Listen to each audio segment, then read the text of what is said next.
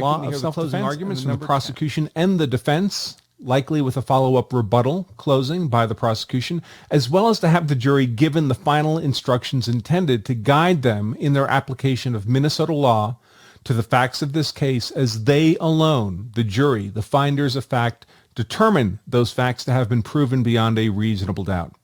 So far, that's the normal course of business in any criminal trial in America. What's not normal, of course, is the judicial terrorism raging around this case.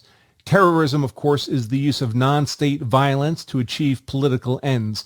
What we're seeing currently in America is the use of violence to achieve purported justice in the twisted and profoundly anti-American view of justice held by militant factions of such groups as Black Lives Matter, Antifa, and other proponents of mob rage and violence and destruction, in which justice is defined not by the process, but by the outcome. Mob justice. As one example, the UK-based Daily Mail is reporting that the former home of defense use of force expert witness Barry Broad was vandalized with blood last night, and in case there was any ambiguity in the messaging, a severed pig's head was also left behind. Although this act of judicial terrorism has gone largely unreported by the U.S. press, it's certainly been noted on platforms like Twitter by Jack Posobiec, my apologies, Jack, if I mispronounced that, and others. In the text version of today's content, I have a capture of one of Jack's tweets on this event. Given that Broad's testimony in this case is long since over, this cannot be a message targeted at him personally, as there's nothing left to intimidate him about. Nope, this can only be understood as a chilling message for the jurors in the Chauvin case, who were not sequestered over the weekend and thus were fully exposed to the push news of social media.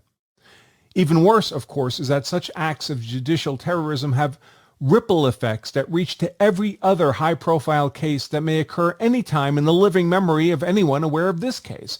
Every prospective witness, juror, even defense counsel in the next high-profile case, perhaps the rapidly approaching Rittenhouse trial, will be fully aware of what they can expect from the mob if they play any role in the defense whatever. This would all be bad enough if the acts of judicial terrorism were limited to a handful of fringe wackos, but it's not limited. Apparently, such conduct is gleefully embraced even by America's fringe national-level politicians. The UK-based The Guardian is reporting that U.S. Congresswoman Maxine Waters has crossed state lines to incite violence among protesters in Minneapolis, urging the mob to get more confrontational. And I have video of that embedded in the text version of today's content. Those words, said in the midst of a peaceful protest, could be interpreted as merely urging further peaceful efforts. But when you urge the mob to get more confrontational in the midst of a protest already violent, it can only be interpreted as a call for more violence. And sure enough, shortly after Waters' comments, shots were fired, drive-by fashion, at Minnesota National Guardsmen present to secure public safety from the violent mob. In that same video clip, Waters can be heard demanding that the chaos occurring in the streets of Minneapolis and all over the country around the trial of Derek Chauvin continue and intensify unless Chauvin is found guilty of first-degree premeditated murder, which is an intentional killing charge not even the state of Minnesota thought appropriate to bring against him, and obviously one not even on the table for the jury's consideration. Folks, a routine question for criminal defense attorneys at cocktail parties is, how can you defend people in court whom you know to be among society's worst criminal predators? And the fundamental answer to that is, at least for this criminal defense attorney, is because I care desperately about the process of justice generally, and American criminal due process in particular. Denial of the criminal due process to the worst of us can only lead to denial of criminal due process to the rest of us. And therein lies mob justice and judicial, or even literal, lynching. The American vision of justice has always been based on that process and not on the particular outcome in any specific case, a view which helped ensure that process for all of us, from best to worst, and prioritizing justice of process over mob justice.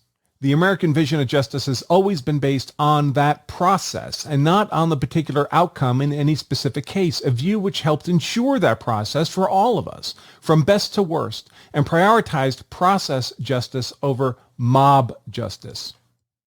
In contrast, a mob vision of justice is based entirely on outcome, and process be damned. No judicial or criminal due process can be permitted to interfere with the justice demanded by the mob. Of course, this is precisely the view of justice that led to the infamous lynching of Emmett Till in 1955 Mississippi, a black 14-year-old, for the purported crime of offending a white woman in a grocery store. And this is precisely the mob justice that the militant factions of Black Lives Matter and Antifa want to bring to 2021 America. Give us guilty, they demand, on all counts, even on counts apparently not actually being argued in this trial, or we burn it all down generally and target defense witnesses and by implication trial jurors specifically. Well, good luck with that, America. Frankly, at this point, it's absolutely apparent that Derek Chauvin can receive nothing like a fair trial in this case. And when I write that, by the way, I'm defining fair trial as one involving a process we'd want for ourselves or a loved one or even a friend or neighbor. No one would want to be on trial or have anyone they cared about on trial in a courthouse surrounded by a violent, raging mob being exhorted to further violence by government officials with militant factions of political groups terrorizing the witnesses for the defense and by extension terrorizing the jury itself. Yet that is what's been offered to Derek Chauvin as justice. Regardless of what anyone may think of Derek Chauvin, it's the absolute truth that the criminal due process we offer to the worst of us is precisely what any of the rest of us should expect to also receive should we find ourselves having to account in a criminal court, and not one bit more. If you would not want to be tried under these circumstances, then you ought not want anyone tried under these circumstances, including Derek Chauvin or worse. Now, one reason that Judge Cahill has denied every defense motion for a continuance or a change of venue in this case has been, in effect, what good would it do? How long would you delay? Where would you go? This chaos, in effect, will follow this defendant everywhere, so he's no more likely to get a fair trial elsewhere in Minnesota than he is here. And I think Judge Cahill is right about that. But I think his reasoning has led him to the wrong conclusion.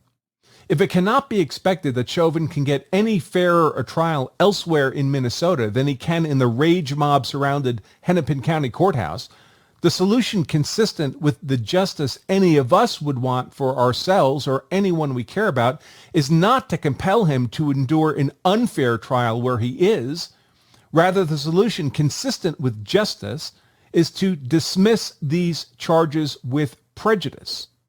And if the rationale for not doing so is anticipated rioting, looting, and arson, and I expect that will be the rationale, then all we're doing is admitting that we've already handed over justice in America to the mob and adopted the Emmett Till lynching model of justice for anyone targeted by the mob.